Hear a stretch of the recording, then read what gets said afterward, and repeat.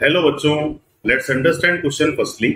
देखिए क्वेश्चन आपसे क्या बोलना चाह रहा है। क्वेश्चन में आपको दिया जाता है the major product from E2 elimination of 3 bromo 2 fluoro pentane is.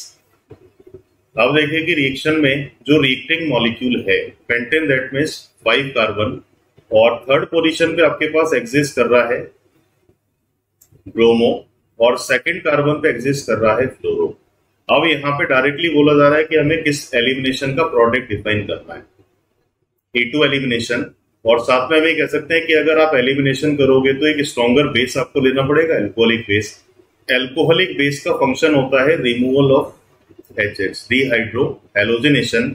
अब देखिए कि अगर हम E2 एलिमिनेशन की बात करें तो ये रिएक्शन सिंगल स्टेप प्रोसीजर है जहां ट्रांजिशन स्टेट कैरी होता है, और अगर दो डिफरेंट हैलोजन आप यूज कर रहे हो तो रेट का एक प्रोपोर्शनल फैक्टर बनता है लीविंग टेंडेंसी और leaving ability of halide ion. और लीविंग एबिलिटी की अगर हम बात करते हैं तो ये बेसिक स्ट्रेंथ से डायरेक्टली रिलेट होता है। ये इस तरीके के ऑर्डर के आप अकॉर्डिंग डिफाइन करोगे I-, एक वीकर बेस है तो ये एक्सीलेंट लीविंग ग्रुप हो गया, और F- अगर एक स्ट्रॉन्गर बेस है तो ये इसका लीविंग एबिलिटी सबसे पुअर रहेगा।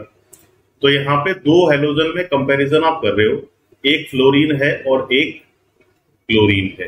तो यहाँ अगर मैं लीविंग एबिलिटी के एस्पेक्ट से बात करूं तो लीविंग एबिलिटी के बिहाफ पे हम कह सकते हैं कि H और Br आप एलिमिनेट करोगे, और H और Br एलिमिनेट करोगे तो डबल बॉन्ड इस पोजीशन पे नजर आएगा, क्योंकि H+ को जाने में ईज भी होगा बिकॉज इससे -I पावर क्लोरीन का कनेक्टेड है, तो एसिडिक हाइड्रोजन का नेचर यहाँ ज्यादा भी होगा।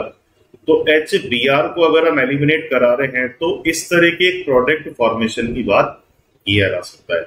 और ये जो रिजल्ट है ये बेसिकली हमें किस ऑप्शन में दिया जा रहा है, ऑप्शन नंबर 3 में। तो I hope you understood this question. All the best.